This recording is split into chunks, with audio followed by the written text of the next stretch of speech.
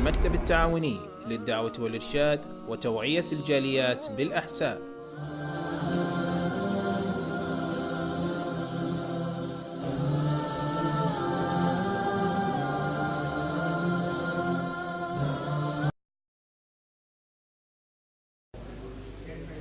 الحمد لله رب العالمين والصلاة والسلام على سيد المرسلين وعلى آله الطيبين الطاهرين وعلى أصحابه الغر الميامين ومن تبعهم بإحسان إلى يوم الدين. أما بعد، میرے بھائیوں، دوستوں، عزیزوں اور بزرگوں، کئی ہفتوں سے ہمارا یہ ہفتہ واری درس اللہ کے فضل و کرم سے ان خصوصیات سے متعلق جاری ہے جو اللہ تبارک و تعالیٰ نے اپنے آخری نبی رحمت عالم محمد الرسول اللہ صلی اللہ علیہ وسلم کو عطا فرمائے. جو اعزازات، جو خوبیاں، جو کمالات اور جو نوازشیں جو آپ کی منفرد اور امتیازی خصوصیت ہیں، ان سے متعلق گفتگو ہوئی. اللہ تعالیٰ نے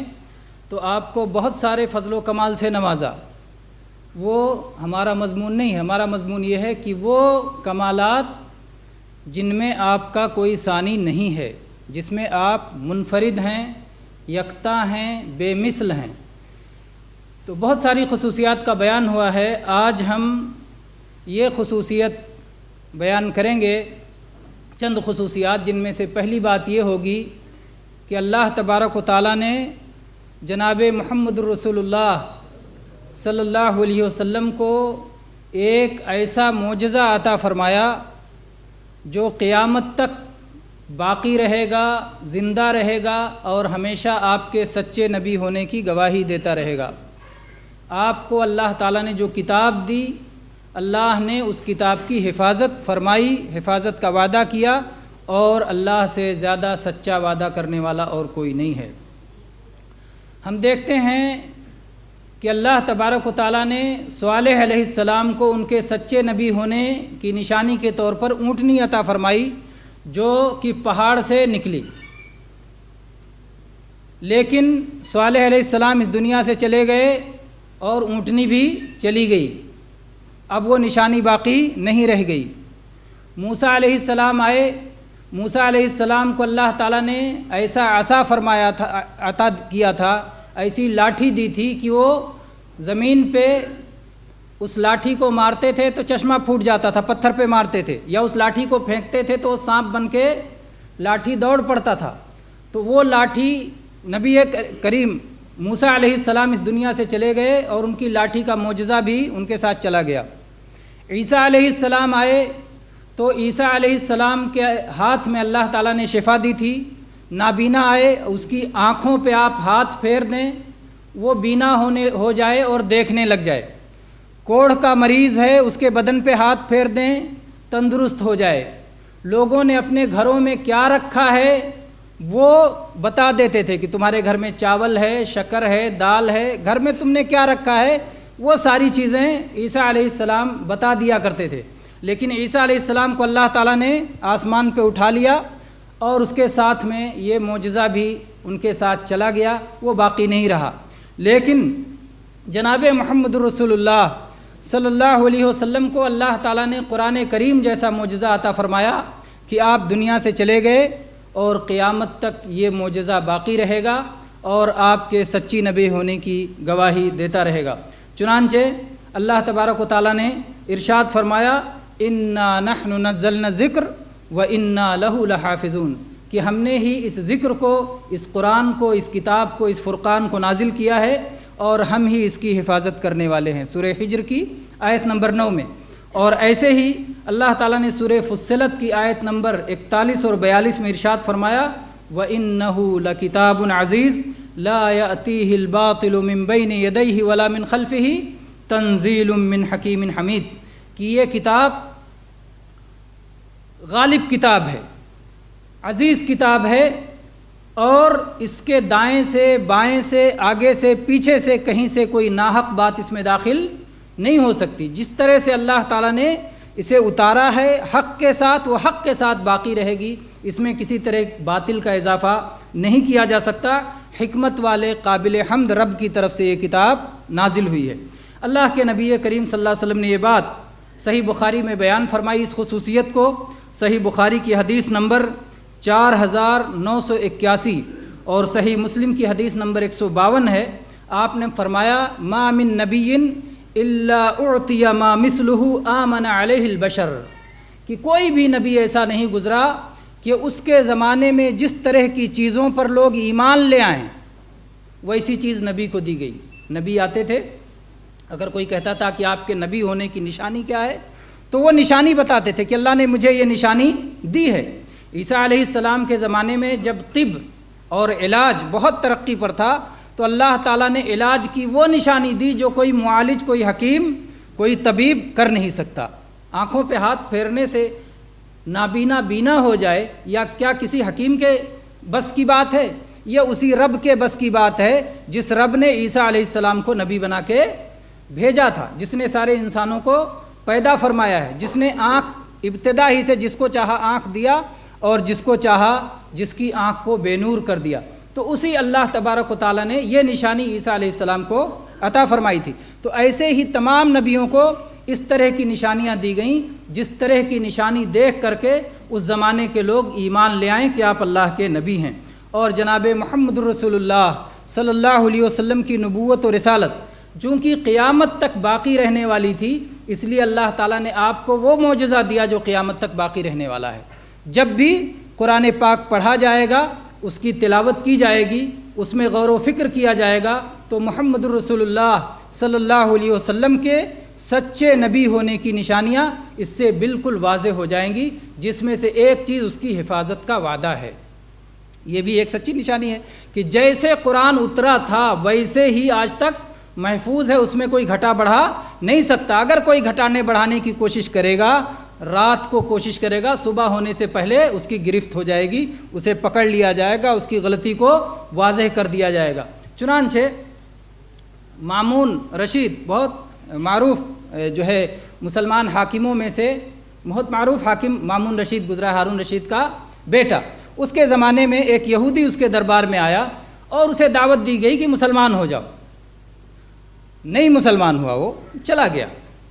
یحییٰ ابن اقسم قاضی جو اس کے راوی ہیں بتاتے ہیں کہ 1 سال کے بعد وہ پھر آیا اور وہ مسلمان ہو کے آیا۔ 1 سال کے بعد آیا، مسلمان ہو کے آیا۔ اس سے فقہ میں مسئلہ پوچھا گیا، فقہ کا مسئلہ بیان کیا، عقیدے کا مسئلہ پوچھا گیا، عقیدے کا مسئلہ بیان کیا۔ نہ صرف یہ کہ مسلمان ہو گیا بلکہ اس نے اسلام کا اچھا علم حاصل کیا۔ اس سے پوچھا گیا کہ آخر وجہ کیا بنی تمہارے اسلام قبول کرنے کی؟ تمہیں بادشاہ کے دربار میں، خلیفہ کے دربار میں اسلام قبول کرنے کی دعوت دی گئی اور اس کے بعد تم نے انکار کر دیا، لیکن پھر کیا بات ہے کہ تم نے اسلام کو قبول کر لیا؟ اس نے کہا کہ وجہ یہ ہوئی کہ میں نے چاہا کہ لاؤ میں آزماؤں اپنے مذہب کو، یہودیت کو، نصرانیت کو جو اس کے بعد ہے، اور پھر اسی طرح سے اسلام کو۔ اور آزمانے کے لیے اس نے ایک طریقہ اختیار کیا کہ 3 توریت لکھا، توریت کا 3 نسخہ لکھا جس میں اپنی طرف سے گھٹا دیا اور بڑھا دیا، کچھ چیزوں کو گھٹا دیا، کچھ چیزوں کو بڑھا دیا۔ ایسے ہی انجیل لکھا 3 نسخہ، کچھ چیزوں کو گھٹا دیا، کچھ چیزوں کو بڑھا دیا۔ اور ایسے ہی قرآن کی 3 کاپیاں لکھا، کچھ گھٹا دیا، کچھ بڑھا دیا۔ توریت تو بک گئی، لوگوں نے خرید لیا، چل گئی، مارکیٹ میں چل گئی۔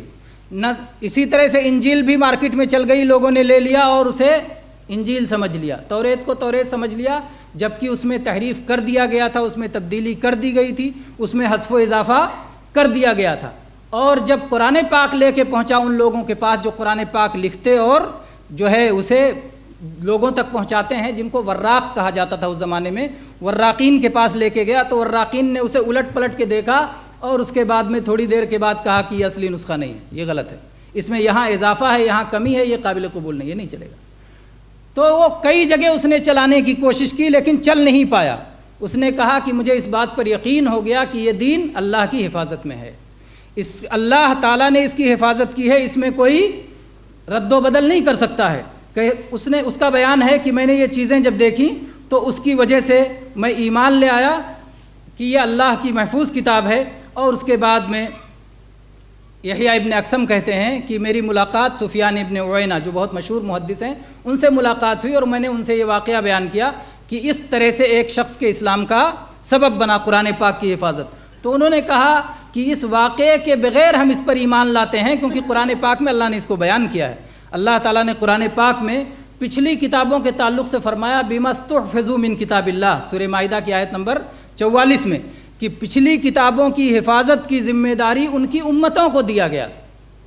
توریت کی حفاظت کی ذمہ داری موسیٰ علیہ السلام کی قوم کو دی گئی تھی، انجیل کی حفاظت کی ذمہ داری عیسیٰ علیہ السلام کے ماننے والوں کو دی گئی تھی، لیکن قرآن پاک کی حفاظت کی ذمہ داری اللہ تعالیٰ نے امت کو نہیں دی، اپنے ذمہ رکھا کہ میں حفاظت کروں گا۔ اللہ تعالیٰ نے فرمایا اِنَّا نَحْنُ نَزَّلْنَا الذِّكْرَ وَإِنَّا لَهُ لَحَافِظُونَ، ہم اس کے اتارنے والے اور ہم اس کی حفاظت کرنے والے۔ تو یہ اللہ کے نبی کریم صلی اللہ علیہ وسلم کی خصوصیات اور آپ کے امتیازات میں سے ہے۔ اسی طرح سے آپ کی خصوصیات اور امتیازات میں سے اسراء اور معراج بھی ہے، یہ کسی اور نبی کے ساتھ نہیں ہوا۔ اللہ تعالیٰ نے نبی کریم صلی اللہ علیہ وسلم کو رات کی چند گھڑیوں میں مکہ مکرمہ سے بیت المقدس تک پہنچایا، اور پھر بیت المقدس سے 7 آسمانوں سے عرش تک اللہ تبارک و تعالیٰ نے بلایا، اور اس کے بعد یہ وہ سفر مبارک سفر جس کو اللہ تعالیٰ نے قرآن پاک میں ذکر فرمایا، سبحان الذی اسریٰ بعبدہ لیلا من المسجد الحرام الی المسجد الاقصی الذی بارکنا حولہ لنریہ من آیاتنا۔ اللہ نے اس میں بہت ساری اپنی نشانیاں دکھائیں۔ یہ سفر اور معراج کا واقعہ یہ مستقل ایک جو ہے بیان کا موضوع ہے، جس میں اللہ تبارک و تعالیٰ نے ایک بہت بڑا معجزہ اللہ کے نبی کریم صلی اللہ علیہ وسلم کو یہ دکھایا کہ سارے انبیاء اور رسولوں کو آپ کے امامت میں اکٹھا فرمایا، بیت المقدس میں سب کو اکٹھا کیا، سب آپ کے مقتدی تھے، اور محمد الرسول اللہ صلی اللہ علیہ وسلم ان کے امام تھے۔ تو اللہ کے نبی صلی اللہ علیہ وسلم انبیاء اپنی اپنی قوموں کے امام ہوتے ہیں، تو نبی کریم صلی اللہ علیہ وسلم جب امام الانبیاء ہیں تو سارے اماموں کے امام ہیں، سارے اماموں کے امام ہیں، سید الرسل سید الانبیاء ہیں۔ نبی کریم صلی اللہ علیہ وسلم نے سب کی امامت فرمائی، سب نے آپ کی اقتداء میں صلاۃ ادا کی۔ تو اس طرح سے اللہ کے نبی کریم صلی اللہ علیہ وسلم کی وہ پہلی خصوصیت جو بیان کی جا چکی ہے کہ ہر نبی سے یہ عہد لیا گیا تھا کہ اگر محمد الرسول اللہ صلی اللہ علیہ وسلم تشریف لے آئیں گے تو تم کو ایمان لانا ہوگا اور ان کی مدد کرنا ہوگا۔ تو یہ عہد کا ایک حصہ تھا کہ وفات کے بعد اللہ کے نبی کریم صلی اللہ علیہ وسلم کی امامت ان لوگوں نے قبول کی، گویا ایک طرح سے انہوں نے اپنے اس عہد کا ایک حصہ ادا کیا۔ اسی طرح سے اللہ کے نبی کریم صلی اللہ علیہ وسلم نے اس سفر میں بیت المقدس، جنت، جہنم اور بہت سارے سیر کی۔ آج یہاں ہمارے لیے اس مسئلے میں غور کرنے کی چیز یہ ہے کہ یہ خصوصیت تو ہم میں سے بہت سارے لوگ بیان کرتے ہیں، لیکن اس خصوصیت کے بیان کرنے کے ساتھ وہ یہ مسئلہ بھول جاتے ہیں کہ جناب محمد الرسول اللہ صلی اللہ علیہ وسلم کو اللہ نے نبیوں کا امام بنایا، رسولوں کا امام بنایا، کہ کوئی نبی اور کوئی رسول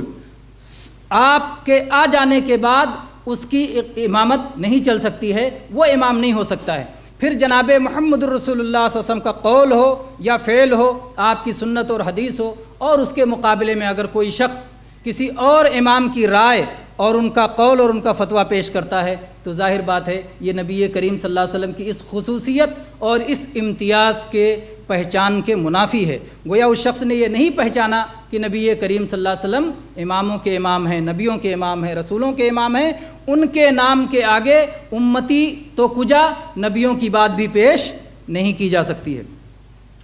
اسی طرح سے نبی کریم صلی اللہ علیہ وسلم کی خصوصیات میں سے یہ ہے کہ اللہ تبارک و تعالیٰ نے آپ کو وسیلہ کا مقام عطا فرمایا۔ یہ وسیلہ کا مقام کیا ہے؟ صحیح بخاری میں 614 نمبر پہ یہ حدیث ہے، اور اسی طرح سے صحیح مسلم میں اس معنی کی حدیث 384 نمبر پر موجود ہے، مسند احمد میں بھی حدیث موجود ہے اور بھی حدیث کی کتابوں میں ہے کہ نبی کریم صلی اللہ علیہ وسلم نے فرمایا کہ جنت میں ایک درجہ ہے، جنت میں ایک مقام ہے جس کا نام وسیلہ ہے، اور وہ اللہ کے کسی ایک ہی بندے کو ملنے والا ہے۔ وسیلہ کا مقام، وسیلہ کا درجہ، وسیلہ کا گھر یا وسیلہ کی منزلت، یہ صرف ایک شخص کو حاصل ہونے والی ہے، اور اللہ کے نبی صلی اللہ علیہ وسلم نے فرمایا وَأَرْجُو أَنْ أَكُونَ أَنَا هُ، اور مجھے امید ہے کہ یہ مقام مجھے ملنے والا ہے۔ یہ ملنے والا ہے، یقیناً اللہ کے نبی کریم صلی اللہ علیہ وسلم کو یہ مقام ملنے والا ہے۔ پھر آپ نے امت سے کیا کہا کہ تم میرے لیے اللہ سے یہ مقام مانگا کرو، جو میرے لیے یہ مقام مانگے گا اللہ تبارک و تعالیٰ کہ یہاں میں اس کی سفارش کروں گا۔ اللہ کے نبی کریم صلی اللہ علیہ وسلم نے فرمایا کہ جب اذان ہو جائے تو مؤذن کی بات کا جواب دیتے جاؤ، مؤذن جیسا کہے ویسا جواب دیتے جاؤ، جب اذان مکمل ہو جائے تو مجھ پہ درود بھیجو اور اس کے بعد اللہ سے میرے لیے وسیلہ کا سوال کرو، ثم صلی اللہ لی الوسیلہ، اللہ سے میرے لیے وسیلہ تلاش کرو، وسیلہ کا مقام تلاش کرو۔ وسیلہ یہ چھوڑ نہیں دیا کہ لوگ جس طرح چاہیں اس کا معنی بیان کریں، وسیلہ کا معنی یہاں اللہ کے نبی کریم صلی اللہ علیہ وسلم نے متعین کر دیا کہ وسیلہ کا معنی یہ ہے۔ صحیح مسلم کی حدیث 384 نمبر پہ آپ نے فرمایا فَإِنَّهَا مَنزِلَةٌ فِي الْجَنَّةِ، یہ وسیلہ جنت کا ایک مقام ہے۔ جو ہم اذان میں دعا کرتے ہیں نا، اذان میں کیا کہتے ہیں؟ اذان کے بعد کی دعا میں اللہم آتی محمدن الوسیلہ، اللہم آتی محمدن الوسیلہ، اے اللہ تعالیٰ عطا فرما محمد صلی اللہ علیہ وسلم کو وسیلہ، محمد صلی اللہ علیہ وسلم کو اے اللہ وسیلہ عطا فرما۔ وہ وسیلہ جو ہم اللہ سے مانگتے ہیں، کس سے مانگتے ہیں؟ اللہ سے مانگتے ہیں۔ کس کے لیے مانگتے ہیں؟ محمد الرسول اللہ صلی اللہ علیہ وسلم کے لیے مانگتے ہیں۔ کیوں مانگتے ہیں؟ اللہ کے نبی صلی اللہ علیہ وسلم نے ہمیں اس کا فائدہ بتایا ہے کہ مانگو گے تو تمہارا فائدہ ہے۔ اللہ کے نبی صلی اللہ علیہ وسلم کو تو یہ مقام ملنے ہی ملنے والا ہے، ہم مانگیں کہ نہ مانگیں، لیکن اگر ہم نے مانگا اللہ سے اللہ کے نبی کے لیے تو اللہ تبارک و تعالیٰ اس کے بدلے میں نبی کریم صلی اللہ علیہ وسلم کو ہمارے لیے سفارش کا موقع عطا فرمائے گا۔ تو اللہ کے نبی صلی اللہ علیہ وسلم نے فرمایا حلت لہ الشفاعہ فمن سأل لی الوسیلہ، جو اللہ سے میرے لیے وسیلے کا سوال کرے گا حلت لہ الشفاعہ، میرے لیے اس کی شفاعت حلال ہوگی، اس کی سفارش حلال ہوگی۔ آج کتنے نادان ہیں جو یہ کہتے ہیں کہ جنت ہم رسول اللہ کے، جنت رسول اللہ کی، اللہ کے رسول سے ہم جنت لے لیں گے۔ اللہ کے نبی جنت تقسیم کریں گے یا جنت کے لیے سفارش کریں گے؟ سفارش کریں گے۔ سفارش مالک کرتا ہے کہ جو وہ سفارش کرتا ہے جو مالک نہیں ہوتا؟ سفارش وہ کرتا ہے جو مالک نہیں ہوتا۔ اللہ کے نبی کریم صلی اللہ علیہ وسلم اللہ سے سفارش کریں گے، یا اللہ یہ تیرا ایمان والا بندہ، اس کے کچھ گناہ ہیں، جنت جہنم سے نکال کے جنت میں داخل کر دے۔ وہ انشاءاللہ وہ خصوصی شفاعت کے بیان میں، لیکن آپ اتنا سمجھتے جائیں کہ جنت میں داخل ہو گیا، اللہ کے نبی سفارش کریں گے یا اللہ اس کا درجہ اور بلند کر دے اور اس کو بلند درجہ عطا فرما دے، تو اللہ کے نبی صلی اللہ علیہ وسلم سفارش فرمائیں گے، آپ جنت تقسیم نہیں کریں گے۔ اور جو یہ کہتے ہیں کہ اللہ جہنم میں ڈالے گا اور اللہ کے نبی نکالیں گے، یہ کیا کہ جو ہے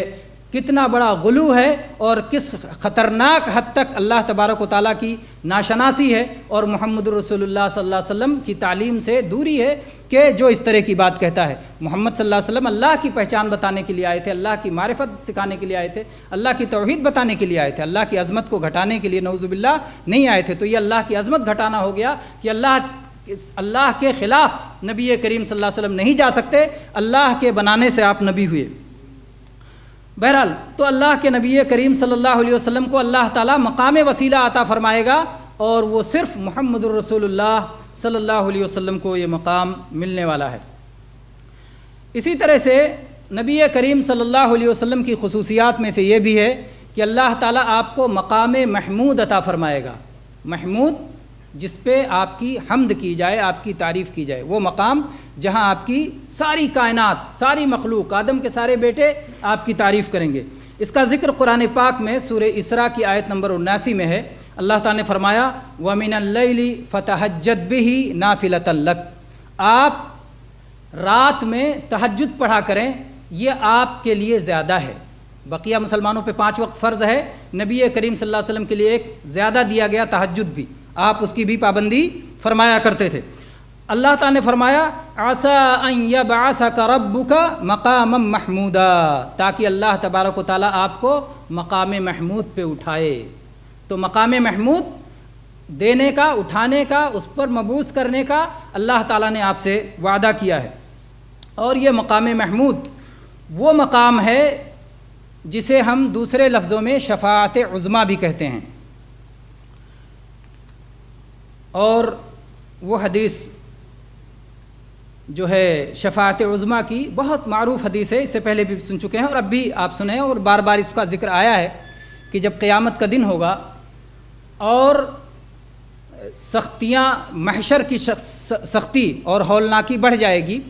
اور سورج بالکل قریب آ جائے گا اور لوگ پسینے میں شرابور ہوں گے اور اللہ تعالیٰ سخت غضبناک ہوگا، تو مسلم اور کافر سب چاہیں گے کہ جنت مل جائے، جہنم مل جائے، لیکن یہ پریشانی ختم ہو جائے۔ سورج ایک دم قریب ہوگا، سر پہ آ جائے گا، تو ہر کوئی جائیں گے سب سے پہلے اپنے باپ آدم علیہ السلام کے پاس۔ آدم علیہ السلام سے کہیں گے آپ ہمارے دادا ہیں، آپ کو اللہ تعالیٰ نے اپنے ہاتھوں سے پیدا فرمایا، آپ کو اللہ تبارک و تعالیٰ نے جنت میں رکھا اور اس کے بعد میں آپ کے ذریعے پوری نسل پیدا فرمائی، آپ اللہ سے آج سفارش کیجئے کہ جلدی جلدی حساب و کتاب ہو جائے، یہ محشر کی سختی ختم ہو جائے۔ آدم علیہ السلام کہیں گے کہ میں نے جنت کے اس درخت کا پھل کھا لیا تھا جس سے اللہ تعالیٰ نے مجھے روکا تھا، آج تو مجھے اپنی جان کا خطرہ ہے، میں اپنی جان کی حفاظت کی فکر کر رہا ہوں، مجھے آج اللہ تبارک و تعالیٰ کے غصے کے سامنے بولنے کی ہمت نہیں ہے، آج اتنا غصہ ہے، نہ کبھی پہلے اتنا غصہ تھا، نہ کبھی بعد میں اتنا غصہ ہوگا۔ تو آدم علیہ السلام کہیں گے نفسی نفسی، اور اس کے بعد کہیں گے جاؤ سب سے پہلے رسول نوح علیہ السلام کے پاس جاؤ، وہ تمہارے لیے سفارش کریں گے۔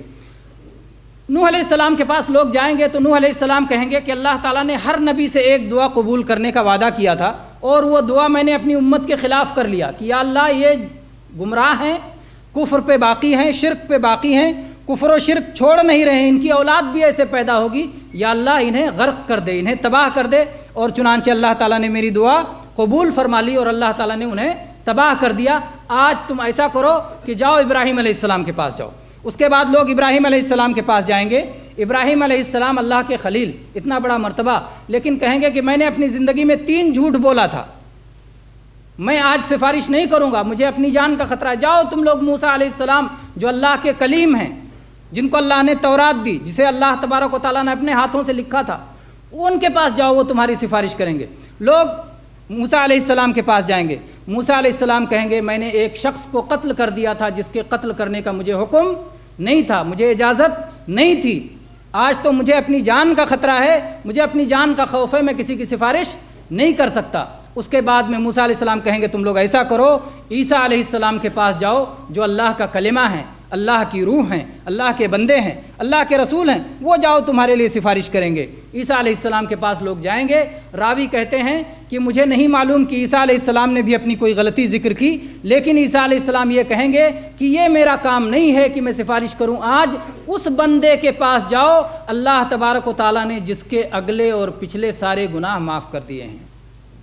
اذهبوا الى عبد غفر اللہ له ما تقدم من ذنبه وما تأخر،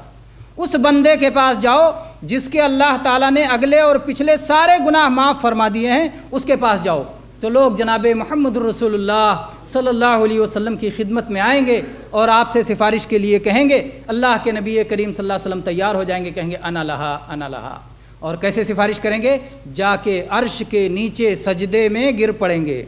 آج جو لوگ سجدوں کی اہمیت کو کم کرتے ہیں اور محبت رسول کے نام پر جو چاہو کرو، چاہے سجدہ کبھی زندگی بھر مسجد میں جا کے نہ کیا ہو، ایک وقت کی صلاح نہ پڑھے، محمد الرسول اللہ صلی اللہ علیہ وسلم کی محبت کے نام پر، اولیاء کی محبت کے نام پر ان کو فریب دیے ہوئے دیکھیں کہ اللہ کے نبی کریم صلی اللہ علیہ وسلم جب اللہ سے سفارش کرنا چاہیں گے اللہ کے بندوں کے لیے، اور ایسی سفارش جس کے بارے میں اللہ تعالیٰ آپ کو بتا چکا ہے، اس کے باوجود اللہ کے نبی کریم صلی اللہ علیہ وسلم کیا کریں گے؟ جا کے عرش کے نیچے سجدے میں گر پڑیں گے، وہ سجدہ جو اللہ کو بہت پسند ہے۔ اللہ تعالیٰ فرماتا ہے واسجد واقترب، سجدہ کرو اور اللہ سے قریب ہو جاؤ۔ تو اللہ کے نبی کریم صلی اللہ علیہ وسلم سجدہ کریں گے اور سجدہ میں ایسی ایسی تعریفیں کریں گے، آپ فرماتے ہیں لا احسنہ الآن، وہ تعریفیں ابھی مجھے اچھی طرح سے آتی نہیں ہیں، اللہ وہیں سکھائے گا۔ لوگ دعویٰ کرتے ہیں کہ آپ غیب جانتے ہیں، سب کچھ جانتے ہیں، ما کان وما یکون جانتے ہیں۔ اللہ کے نبی صلی اللہ علیہ وسلم فرماتے ہیں لا احسنہ الآن، اللہ ایسی ایسی تعریفیں مجھے سکھائے گا جو مجھے ابھی نہیں معلوم، میں اچھی طرح انہیں نہیں جانتا، اللہ تعالیٰ مجھے سکھائے گا وہ تعریفیں اور میں وہ تعریفیں کروں گا۔ اور آپ جانتے ہیں کہ اللہ تعالیٰ کو اپنی تعریف سب سے زیادہ پسند ہے اور اللہ اس کے لائق بھی ہے، اللہ کی شان یہ ہے، اللہ کو تعریف نہ پسند ہو تو کس کو تعریف پسند ہونا چاہیے؟ وہی تو ہر طرح کی تعریف کا مستحق ہے۔ تو اللہ کے نبی صلی اللہ علیہ وسلم فرمایا لا احد احب الیہ المدح من اللہ، اللہ سے زیادہ کسی کو اپنی تعریف پسند نہیں، ولذالک مدح نفسہ، اسی لیے قرآن پاک میں جگہ جگہ اللہ نے اپنی تعریف فرمائی ہے۔ اللہ کے نبی کریم صلی اللہ علیہ وسلم عرش کے نیچے سجدے میں گر پڑیں گے، اللہ کی تعریفیں کریں گے، یہاں تک کہ اللہ تبارک و تعالیٰ خوش ہو جائے گا اور کہے گا یا محمد ارفع راسک سل تعطا اشفع تشفع، اے محمد صلی اللہ علیہ وسلم اپنا سر اٹھائیے، مانگیے دیا جائے گا، سفارش کیجئے قبول کی جائے گی۔ اللہ کے نبی کریم صلی اللہ علیہ وسلم اس کے بعد سر اٹھائیں گے اور پھر اہل موقف کے لیے سفارش کریں گے۔ آپ جانتے ہیں کہ قیامت کے دن اللہ کے نبی کریم صلی اللہ علیہ وسلم بہت ساری سفارشیں کریں گے، اس میں سے ایک سفارش یہ ہوگی جس کا نام شفاعت عظمیٰ ہے، جس کا نام مقام محمود ہے، کہ جس پہ شروع سے آخر تک آدم کے تمام بیٹے جس پر آپ کی تعریف کریں گے، چاہے مسلم ہوں چاہے کافر ہوں، کیونکہ یہ سفارش سب کے لیے ہوگی کہ یا اللہ سب کا حساب و کتاب ہو جائے اور محشر کی تکلیف ختم ہو جائے، تو یہ سب کے لیے ہوگی۔ اللہ کے نبی کریم صلی اللہ علیہ وسلم کا یہ مقام اور فضیلت، یہیں ایک فضیلت اسی حدیث میں اور نکل کے آ جاتی ہے جس کا قرآن پاک میں بھی بیان ہے۔ اس حدیث میں وہ فضیلت نکل کے آتی ہے کہ اللہ کے نبی صلی اللہ علیہ وسلم ہی کی یہ خصوصیت ہے کہ اللہ تعالیٰ نے آپ کے اگلے گناہ پچھلے گناہ سارے گناہوں کی معافی کا اعلان کر دیا ہے، جیسا کہ عیسیٰ علیہ السلام نے کہا۔ بقیہ نبی ڈریں گے کہ ہم سے جو چوک ہو گئی تھی، ہم سے جو بھول ہو گئی تھی، ہم سے جو کمی ہو گئی تھی، ہم سے جو کوتاہی ہو گئی تھی، پتہ نہیں آج اس کوتاہی کی باز پرس ہو جائے، لیکن محمد الرسول اللہ صلی اللہ علیہ وسلم کو ایسا کوئی غم نہیں ہوگا۔ اللہ تعالیٰ نے اعلان کیا قرآن پاک میں، عیسیٰ علیہ السلام بھی یہ کہیں گے کہ یہ بندے تو وہ ہیں کہ اللہ نے ان کے اگلے پچھلے سب معاف کر دیے ہیں، اور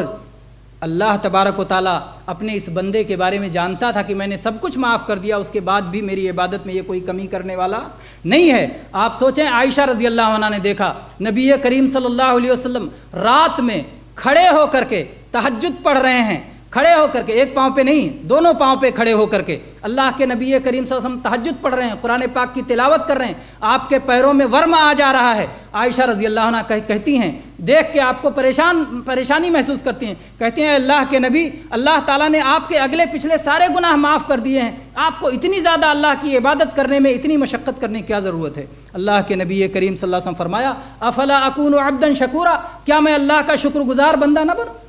تو اللہ کے نبی کریم صلی اللہ علیہ وسلم اتنا سب کچھ ہونے کے باوجود اللہ نے اعلان کر دیا کہ سب معافی آپ کے لیے، اس کے باوجود امت کو سکھانے کے لیے اللہ کے نبی کریم صلی اللہ علیہ وسلم ایک ایک مجلس میں 70 مرتبہ 100 مرتبہ استغفار کرتے تھے۔ آپ کہتے تھے انی لا استغفر اللہ واتوب الیہ فی الیوم 100 مرہ، میں ایک ایک دن میں 70 بار، کسی میں ہے اکثر من 70 مرہ، 70 مرتبہ سے زیادہ، اور کسی میں ہے 100 مرہ، 100 بار اللہ کے نبی صلی اللہ علیہ وسلم استغفر اللہ واتوب الیہ، استغفر اللہ واتوب الیہ، میں اللہ سے معافی چاہتا ہوں، میں اللہ کی طرف واپس ہوتا ہوں، میں اللہ کی طرف لوٹتا ہوں، یہ اللہ کے نبی صلی اللہ علیہ وسلم کہا کرتے تھے۔ اس کے باوجود اور اللہ نے اس کا حکم بھی آپ کو دیا، اذا جاء نصر اللہ والفتح ورأیت الناس يدخلون فی دین اللہ افواجا فسبح بحمد ربک واستغفرہ انہ کان توابا، آپ استغفار کیجئے، اور اللہ کے نبی کریم صلی اللہ علیہ وسلم اس حکم پہ عمل کرتے تھے۔ اور سورہ فتح میں اللہ تبارک و تعالیٰ نے ارشاد فرمایا انا فتحنا لک فتحا مبینا، کہ اللہ کے نبی ہم نے آپ کو کھلی فتح عطا فرمائی ہے، لیغفر لک اللہ ما تقدم من ذنبک وما تأخر، تاکہ اللہ تبارک و تعالیٰ آپ کے پچھلے سارے گناہ معاف فرما دے، آپ کے اگلے سارے گناہ معاف فرما دے، وَيُتِمُّ نِعْمَتَهُ عَلَيْكَ، اور اپنی نعمت کو آپ پر پوری کر دے۔ تو اللہ نے قرآن پاک میں بھی اعلان فرمایا، احادیث میں بھی اس کا ذکر ہے، اور مختلف مواقع بھی یہ ثابت کرتے ہیں۔ یہ بھی اللہ کے نبی کریم صلی اللہ علیہ وسلم کی خصوصیات میں سے ایک خصوصیت ہے کہ اللہ نے بتا دیا کہ آپ سے کسی کوتاہی کا باز پرس ہونے والا نہیں ہے، آپ کے اگلے پچھلے سب کچھ بخش دیے گئے۔ اللہ کے نبی کریم صلی اللہ علیہ وسلم قیامت کے دن بہت ساری سفارشات کریں گے، اس میں سے ایک سفارش اپنے چچا ابو طالب کے لیے ہوگی۔ کسی کافر کے لیے سفارش کرنا کسی کے لیے درست نہیں ہوگا سوائے جناب محمد الرسول اللہ صلی اللہ علیہ وسلم کے۔ چنانچہ اس سلسلے میں صحیح بخاری میں 6208 نمبر پر یہ حدیث ہے، اور صحیح مسلم میں 209 نمبر پر یہ حدیث موجود ہے۔ عبداللہ ابن عباس رضی اللہ عنہ نہیں بلکہ ان کے والد عباس رضی اللہ عنہ نبی کریم صلی اللہ علیہ وسلم سے پوچھتے ہیں۔ عباس رضی اللہ عنہ ابو طالب کے بھائی ہوئے نا، ابو طالب چچا اور عباس رضی اللہ عنہ بھی چچا،